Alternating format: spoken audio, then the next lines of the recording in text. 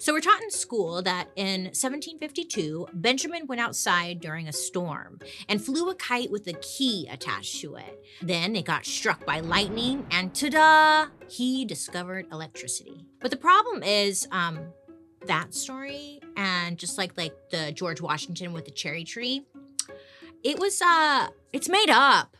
It's a lie. Everything's a lie. First of all, if this experiment played out how it's told in history class, researchers agree that Benjamin would have been toast. Yeah.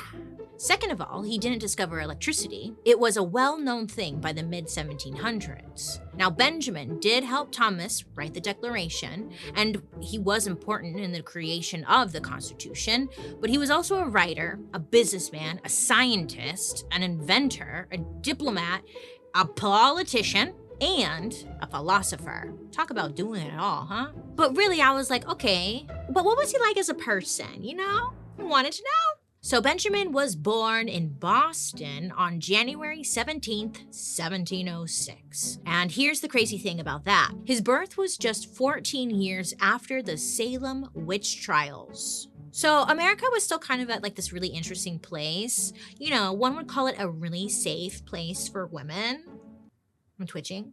But now Benjamin's dad was a soap maker, a candle maker, and a certified baby maker. He had 7 kids with his first wife and 10 kids with his second wife, so Benjamin was baby number 15. That's a lot. From an early age, he learned that having a quick wit and hot takes was the best way to stand out. Ben left school early, and like George Washington, he pretty much taught himself everything he knew. When he was only 12 years old, he went to work for his older brother in a newspaper print shop in Boston. And this experience working for a newspaper had a really big impact on young Benjamin. 1, he learned the printing business, and 2, Benjamin had a gift for writing. In fact, while working at the paper, he asked his brother to publish some of his work, but his brother did what all supportive older brothers do and told him, no, you're not gonna do that, that's not gonna happen, okay, beat it. Then one day in 1722, letters started showing up at the newspaper offices. They were slipped under the door in the middle of the night, and the author was a widow who went by the name Miss Silence DoGood. Benjamin's brother published these letters, and his Boston readers were absolutely obsessed with it. They were living. The letters were entertaining, but also had like spicy commentary about citizens' rights, like freedom of speech, and it also poked fun at society in general. Long story short, these were words from a smart troublemaker. It was satire at its finest. Now, single men out there thought Miss DoGood was so witty and charming that they started sending marriage proposals to the newspaper. I mean, Miss DoGood put out 14 letters in total. It was popular. People loved it. But what they didn't know was that this middle-aged woman writing these smart letters, Miss DoGood, she was actually 16-year-old Ben Franklin. Catfish, yeah. And when his brother found out, ooh, he was pissed and immediately stopped publishing the letters. This secured Benjamin's reputation as a guy who wasn't scared to piss off authority figures and challenge the establishment. Not long after this, Benjamin said, hey, fuck it, I'm out, and left his job working for his brother. He moved to Philadelphia, Pennsylvania in 1723. Philly became Benjamin's home base for the rest of his life. And over the next 30 years or so, I mean, he was just a busy man across the board. In the love department, he hooked up with his landlord's daughter, whatever, no big deal. And eventually he ended up marrying her. But in a surprising twist, Benjamin had a son named William. And it turns out it wasn't with his wife. To this day, I mean, no one really knows who the mother was. And yeah, and Benjamin and William, they would go on to like have serious bad blood between them. In the business department, Benjamin was doing well, okay? He was killing the game. He became like the official printer of Pennsylvania, and he bought and published a newspaper called the Pennsylvania Gazette. It became the most widely read paper in the colonies. Now, this gave Benjamin a platform to really lean into the whole clever disruptor identity, Eventually, Benjamin became the richest guy in Pennsylvania after putting out a series of successful books called Poor Richard's Almanac. Now, these books had everything. I mean, weather predictions, poems, puzzles, household hacks, and even astrology. Ooh, sounds fun, huh? Now, once again, he was writing under a fake name. He was using the name Richard Saunders, and he published a new edition of this book every year. And he did so for 25 years. And the colonists, they just loved it. They ate this shit up. He sold about 10,000 copies a year, and that was, it may not sound like a lot now, but like back then, that was a shit ton, okay? That was a lot. So as Benjamin's status rose, so did his reputation and influence. But some people thought, that Benjamin guy, he's like really full of himself. Another founding father, John Adams, thought Benjamin was just a clever bullshitter who hogged the spotlight. Oh my God, you guys, get over it. He's a good writer and people like him.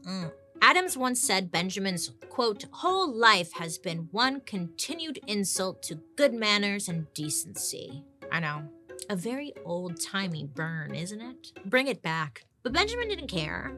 You know, I mean, he was rubbing elbows with all the elite in early America, and he had friends in high places. Some of these friends ran the government of Pennsylvania, and they appointed him as the colony's representative to Parliament in England. And even in this position, he kept stirring the pot, which was about to bring America and England a hell of a lot closer to war.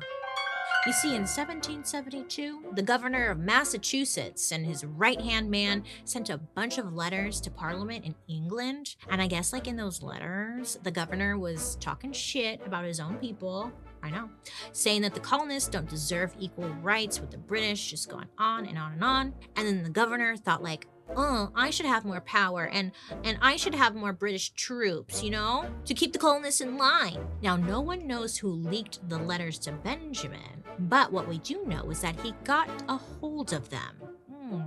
So Benjamin secretly sent these letters back to some radicals in America, and it wasn't long before they were printed in full in a major Boston newspaper. In a matter of days, people organized, took to the streets, and they started riots. They wanted the governor removed, and they were getting even more pissed at the Brits. This whole thing set the stage for the rioters to go into the Boston harbor, grab a bunch of tea, and just dump it into the ocean. Or maybe you know it as the Boston Tea Party. Yeah, there was tea involved. Or was it tea?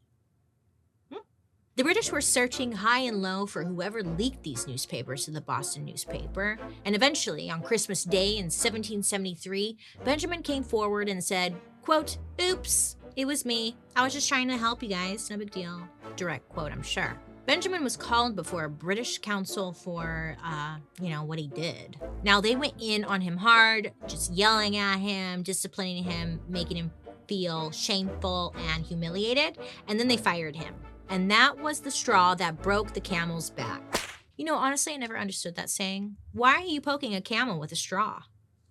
You know, doesn't make sense. Benjamin was now officially ready to take on the British. And just 2 years later, the Revolutionary War, well, it breaks out, pitting the colonies versus the British. Now, we don't need to go into the nitty-gritty of it all because, but what you should know is, you remember Benjamin's son, William? Well, he was on Team England, while Benjamin was on Team America. So after the war broke out, William stayed loyal to the British king, while Benjamin was off helping Thomas Jefferson put together the Declaration of Independence. And William was arrested by American soldiers and held as a political prisoner. He would end up spending years in jail, including 8 months in solitary confinement. And at any point, Benjamin could have used his influence to free his son, but he didn't. He's like, nah.